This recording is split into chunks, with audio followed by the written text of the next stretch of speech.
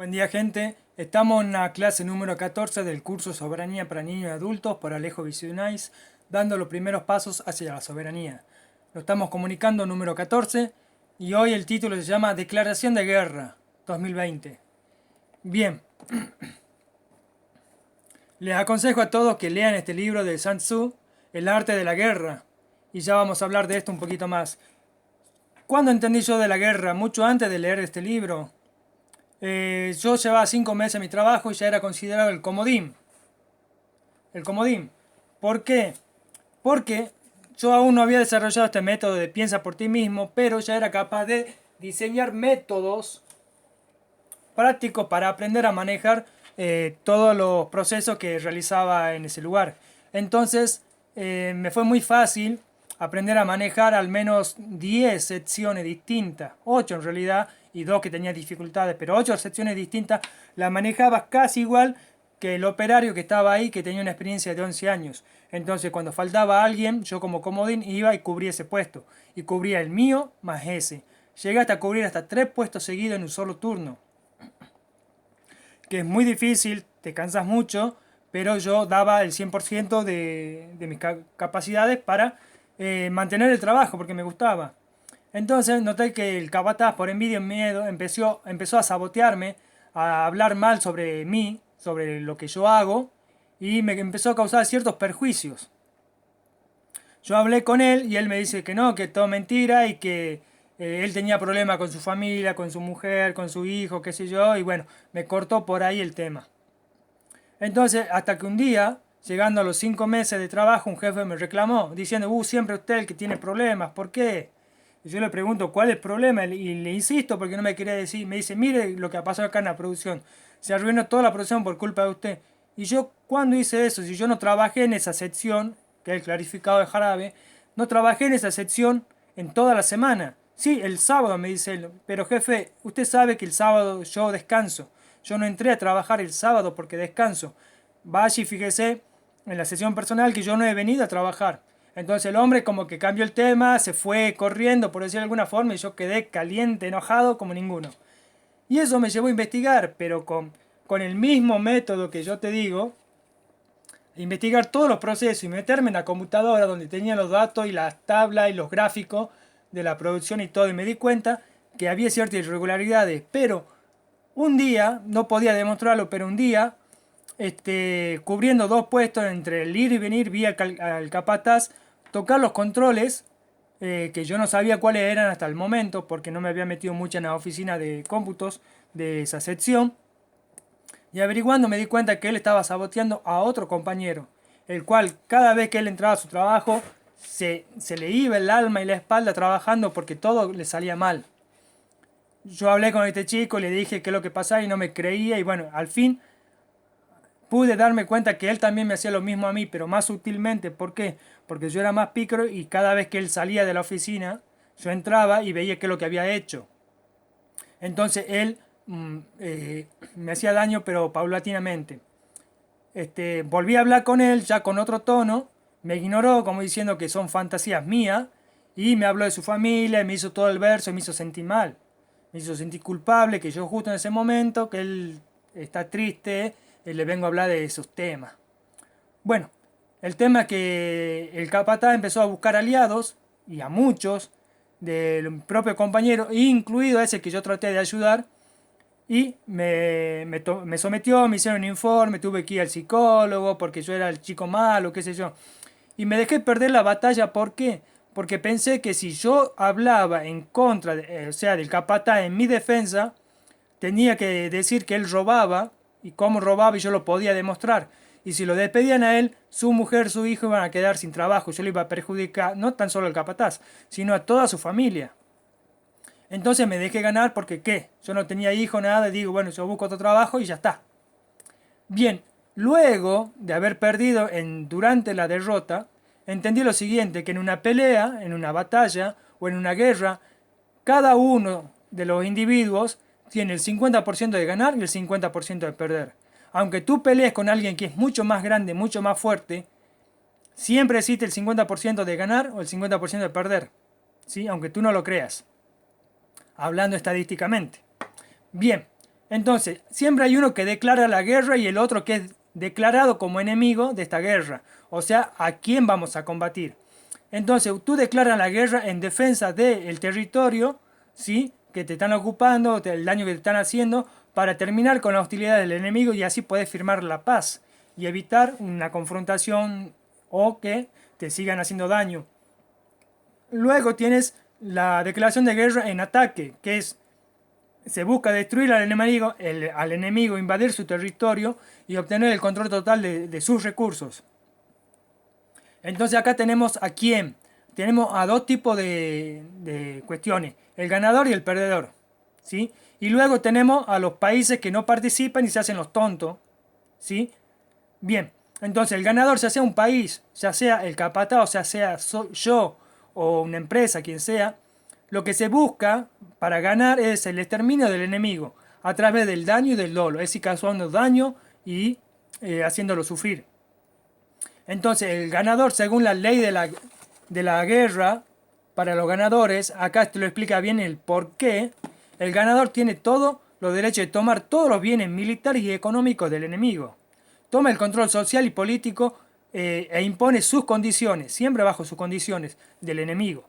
Destruye la cultura y las costumbres del enemigo. ¿Para qué?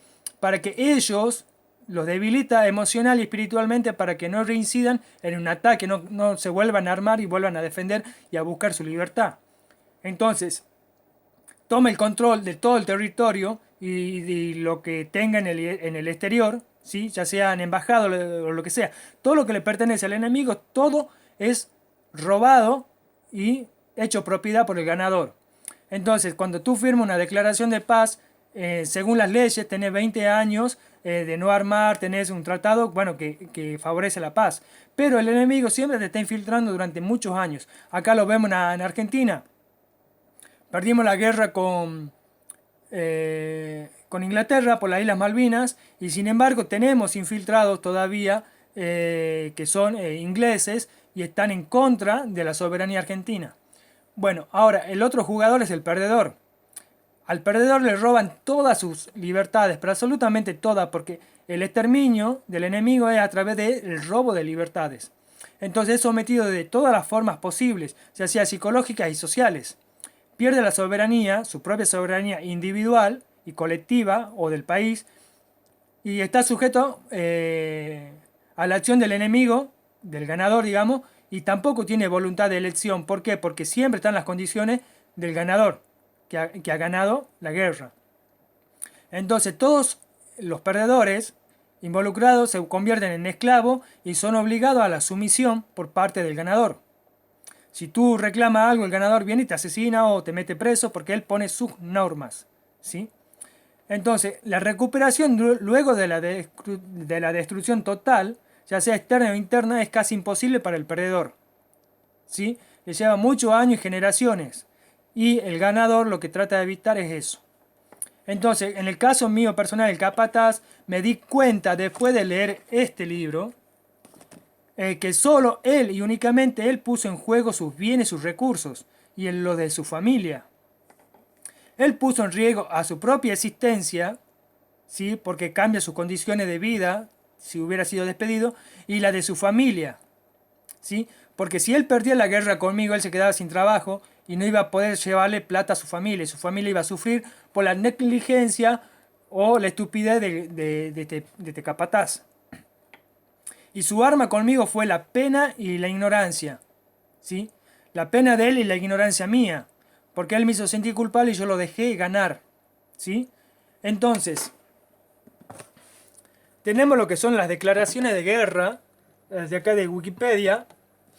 Entonces, las declaraciones de guerra son un escrito. No siempre se hacen por escrito antes de iniciar una guerra, se puede hacer durante o después, cuando finaliza la guerra, ¿sí? La declaración esta lo hace el Estado, pero también puede ser hecho por el capataz o por mí ante el capataz. Bueno, lo que me interesa acá es las causas más comunes de la declaración de un estado de guerra, denominada casus belli, ¿sí? Eso lo podemos ver en otro momento, que es una expresión latina y que dice por qué uno va a la guerra. Bien, Entonces, como uno de los motivos tenemos la agresión al territorio, ¿sí? Hablamos de una invasión.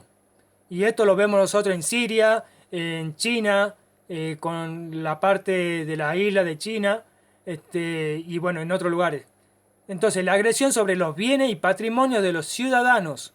Entonces, cuando a vos no te dejan salir a trabajar para ganarte el dinero y darle de comer a tus hijos, ¿sí? Entonces te están agrediendo porque si vos sos vendedor ambulante de la calle, y ese siempre ha sido tu única fuente de trabajo, al impedirte que vos hagas ese trabajo te están declarando la guerra. ¿Por qué? Porque te están llevando a la ruina, a la muerte, te están causando un daño terrible, ¿sí? Bueno, esta agresión también puede ser a ciudadanos de un país o un territorio que pertenezca al país, ¿sí? Es decir, a una embajada, por ejemplo. Entonces, otro de los motivos es una invasión, ocupación no autorizada o algún acto intrusivo dentro del territorio o viene del país, ¿sí? Esto lo vemos nosotros ahora con ciertos países de Turquía que está invadiendo los países territoriales, o sea, los que están a la par, ¿sí? Hoy por hoy, la ocupación no autorizada o algún acto intruso. ¿Qué son actos intrusos? Son todas las manipulaciones que vemos en los noticieros. Luego tenemos actos hostiles relevantes por parte de un país que malogra un tratado establecido, ¿sí? O la convivencia armónica entre el resto de los otros países. Entonces acá vamos de ver tratados establecidos, firmados por todos los países o no. Entonces acá los tratados dicen que si vos no declarás la guerra a la Unión Europea, ¿sí? No podés atacar a uno de sus aliados, porque al atacar a uno de los aliados atacás a toda a toda Europa, ¿sí? Disculpen que yo lo que hablo en estos videos es lo que hablo en una semana, así que me cuesta hablar mucho. Pienso más rápido de lo que hablo. Entonces, tenemos también tratados internacionales que como cuáles puede ser, ¿sí? Los derechos humanos, los derechos a la vivienda, al trabajo digno. Todo esto son actos hostiles que te impiden realizar estos derechos que supuestamente están defendidos y respaldados por todos los tratados que los países han firmado. Entonces tenemos los incumplimientos de los tratados, de todos, porque tampoco los tratados de derecho o lo que son las leyes positivas, tampoco la están respetando, se están saltando todas, están prácticamente cometiendo abusos de todo tipo legales. Actos terroristas, ¿cuáles son los actos terroristas? El miedo, el terror, ¿sí? Que ocasiona con las noticias que si vos no te inyectás cierta sustancia vas a morir o vas a matar a alguien. Entonces crean un terror, son actos terroristas. Porque lo que hacen es crear el terror a fines de que tú actúes según su conveniencia, lo que ellos te dicen. O sea, el enemigo te está torturando, te está aterrorizando para someterte a su voluntad. Tenemos amenazas evidentes sobre el bien nacional. Entonces tenemos un país donde su economía se está derrumbando, se está destruyendo, ¿sí? Y no es necesario porque la gente puede seguir trabajando con todas las medidas de seguridad, de higiene también, pero no, están destruyendo toda la economía de todos los países. Entonces, y no solo con amenazas, sino con hechos. ¿Y quiénes son los mismos dirigentes del país? Son los infiltrados, ¿sí? Son los enemigos, realmente están dentro de nuestro país. Y después amenazas de origen interno, que es lo que le acabo de decir, que son que tu propio presidente te declare la guerra con el primer comunicado que dijo que ustedes me dieron el poder para hacer lo que tengo que hacer y si no, tomaré otras medidas. Es una amenaza directa. En el libro de Sun Tzu se explica qué es una amenaza, cómo se realiza y demás. Entonces es importante que lo entiendas para entender un poco más lo que es la situación que estamos viviendo. Ahora, devaluatio es en español derrota o un acto de conquista o sometimiento, literalmente lucha contra el enemigo hasta abatirlo, ¿sí? En español podría ser guerra. Entonces, estamos hablando de la destrucción completa de un estado hostil, que designa esta palabra al final de la guerra causada por la destrucción por completo de un estado hostil. Entonces, ¿cuál es el estado hostil? Los gentiles, la gente, gente. Gentiles viene de gente. Y los gentiles son el enemigo de una raza que se cree superior, pero son solamente lagartos de cuarta dimensión, que no llegan a los talones del ser humano. Entonces, ¿qué es lo que pasa? Acá tenés todo tipo de excusas para las cuales vos podés crear una guerra. Luego tenés los juicios de Nuremberg, ¿sí? Lo que nosotros queremos ahora es evitar llegar a unos juicios después de una guerra. Es decir, cuando ya se ha asesinado, se ha torturado, se ha conquistado, y después de que se clama la paz, recién iniciar los juicios. No, nosotros tenemos que iniciar los juicios ahora, ya, ¿sí? Para evitar todas las pérdidas de la economía, de la libertad del ser humano, ¿sí? Entonces tenemos que empezar a accionar soberanamente, con poder, con coraje, con voluntad, en contra del Estado. El Estado, que el que nos da de comer supuestamente, el papá Estado, el que nos está amenazando de muerte. Porque te está amenazando de muerte. Mirá los noticieros. Si no sos vos, el que amenaza de muerte es tu compañero que no se inyecta o alguna otra cosa. Y bueno, lo que están haciendo es que tu propio compañero se vuelvan parte del enemigo y ellos te amenacen todos tus derechos. Entonces estamos hablando de los derechos internacionales, de los crímenes de guerra, ¿sí? Entonces, como soberanos, y no como soberanos, solamente como ser vivo, que estamos viendo que nuestro propio gobierno nos está amenazando de muerte o de sanciones, ¿sí?